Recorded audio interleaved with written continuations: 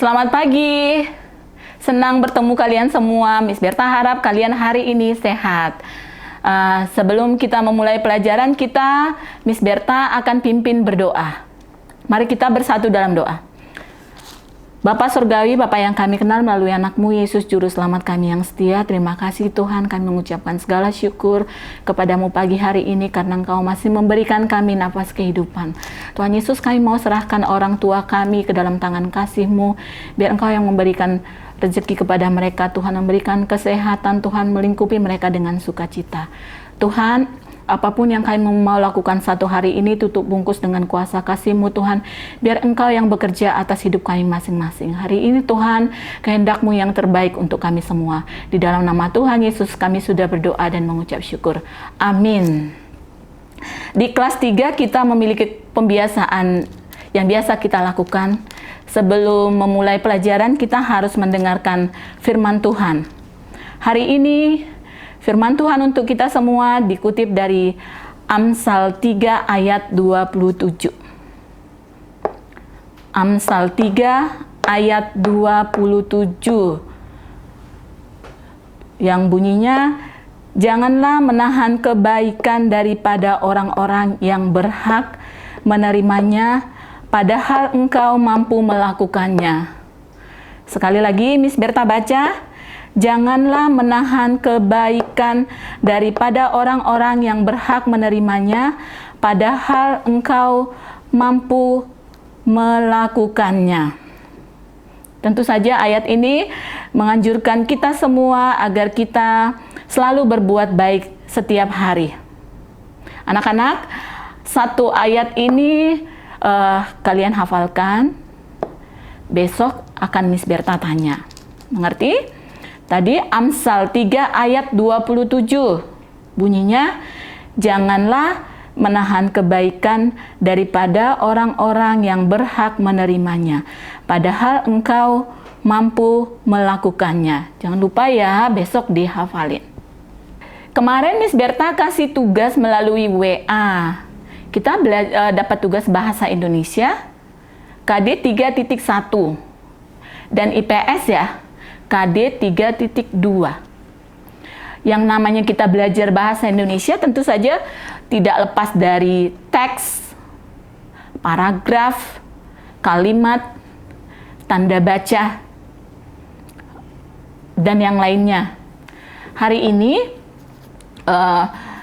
kita mau belajar tentang gagasan pokok dan gagasan pendukung. Gagasan pokok dan gagasan pendukung. Sebuah teks merupakan kumpulan dari beberapa paragraf. Miss Berta ulangi. Teks itu, teks atau bacaan, merupakan kumpulan dari beberapa paragraf. Kalau paragraf adalah merupakan kumpulan dari beberapa kalimat. Ngerti anak kelas 3 ya? Kalau namanya kalimat mengerti ya? Oke. Nah, hari ini kelas 4 kita akan bahas di dalam sebuah teks itu ada gagasan pokok dan ada gagasan pendukung.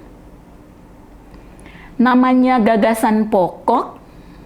Nih, di buku kamu gagasan pokok itu apa? Yang mendasari sebuah bacaan. Supaya lebih paham, Miss Berta, gagasan pokok adalah topik dari apa yang dibicarakan di paragraf tersebut. Topiknya. Nah, kalau gagasan pendukung, ya otomatis kalimat-kalimat yang memperjelas gagasan pokok. Ya, jelas ya. Berarti kalau gagasan pokok hanya satu. Tapi kalau gagasan pendukung terdiri dari beberapa kalimat, mungkin boleh satu. Tidak mungkin satu. Itu yang namanya satu pasti gagasan pokok. Ada beberapa kalimat, mungkin 2, 3, atau 4. Nah, kalau kita belajar tentang gagasan pokok dan gagasan pendukung, otomatis kita harus tahu bagaimana cara atau hal-hal yang harus diperhatikan agar kita dapat mengetahui mana gagasan pokoknya dan mana gagasan pendukungnya. Sekarang Miss Berta kasih tahu, mungkin kamu kemarin udah belajar, udah baca di buku. Kalau nggak salah Miss Berta suruh baca halaman 1 sampai halaman 5. Cara untuk hal-hal yang perlu diperhatikan di dalam menentukan gagasan pokok dan gagasan pendukung. Pertama, baca teks dengan seksama. Baca dari awal paragraf sampai akhir paragraf. Ngerti ya? Baca ya. Baca berarti harus bagaimana?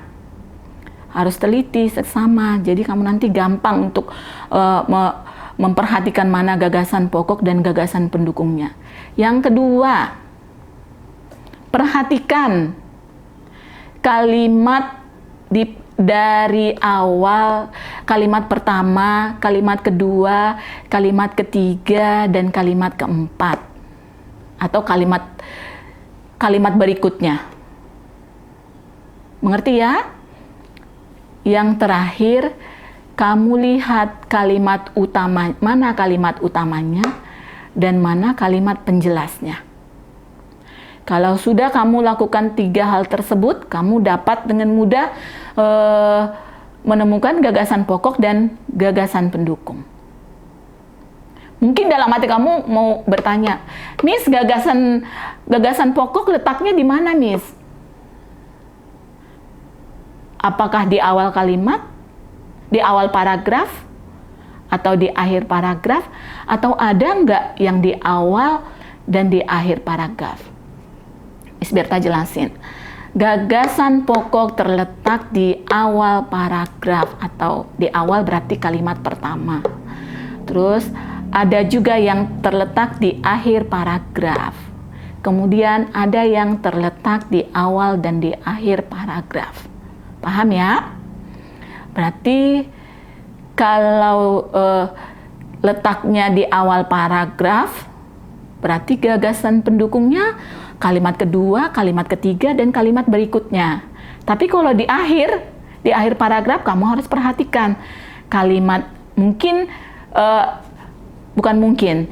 Kalau dia gagasan pendukungnya di kalimat pertama, kalimat kedua, kalimat ketiga, sedangkan gagasan pokoknya di kalimat terakhir, berarti itu gagasan pokoknya ada di awal, ada di akhir kalimat ya.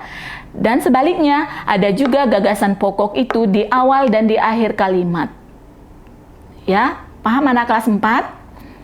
Kayaknya kalian kalau memperhatikan teks tentang batik, kalian tahu kalimat pertama itu adalah kalimat pertama pada paragraf itu merupakan gagasan pokok. Kalimat berikutnya merupakan gagasan pendukung. Jadi gagasan pokok itu merupakan kalimat utama. Ya, Miss Berta ingatin. Kalau kelas 3 kalian belajar tentang kalimat utama. Nah, sekarang di kelas 4 gagasan pokok. Di dalam gagasan pokok terdapat kalimat utama. Sedangkan di dalam gagasan pendukung terdapat kalimat pendukung. Mengerti? Ya. Setelah bahasa Indonesia, kemarin Miss kasih IPS. IPS itu tentang apa? Kita tema 1 tentang hidup rukun. Tapi subtema 1-nya tentang keragaman di negara kita Indonesia.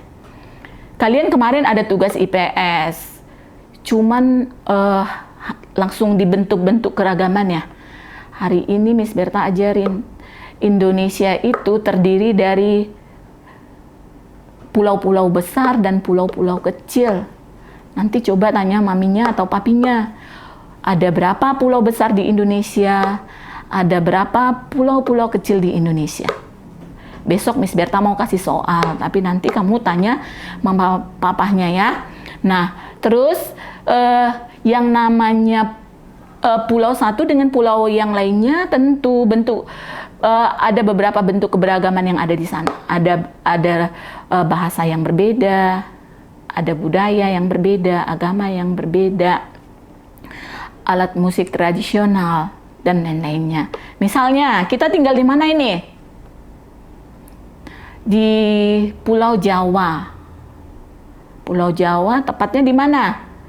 Provinsi DKI Jakarta, ibu kotanya Jakarta. Otomatis di Pulau Jawa beda sukunya dengan orang-orang yang tinggal di Pulau Sumatera. Kalau di Pulau Jawa berarti suku Betawi. Bahasa daerahnya apa? Bahasa Betawi. Kalau di Sumatera berarti sukunya suku Batak kayak Miss Berta. Bahasanya bahasa Batak. Nah, keberagaman lainnya masih banyak. Nah, itu nanti kita mau sajikan di dalam bentuk table. Ya. Nanti misalnya nama pulaunya apa? Nanti Miss Berta kasih contohnya di papan tulis ya. Nama pulaunya apa? Pulau Jawa. Kamu tulis sukunya, nanti berapa tabel itu sukunya apa. Terus bahasanya apa, bentuk keberagaman yang lainnya tulis lagi. Nah, kayaknya itu ya baru kita belajar 2 pelajaran itu ya kemarin ya, IPS sama Bahasa Indonesia. Mudah-mudahan dengan penjelasan Miss Berta yang singkat ini, kalian mengerti ya. Kalau masih ada yang kurang jelas, boleh tanya Miss Berta. Oke? Terima kasih.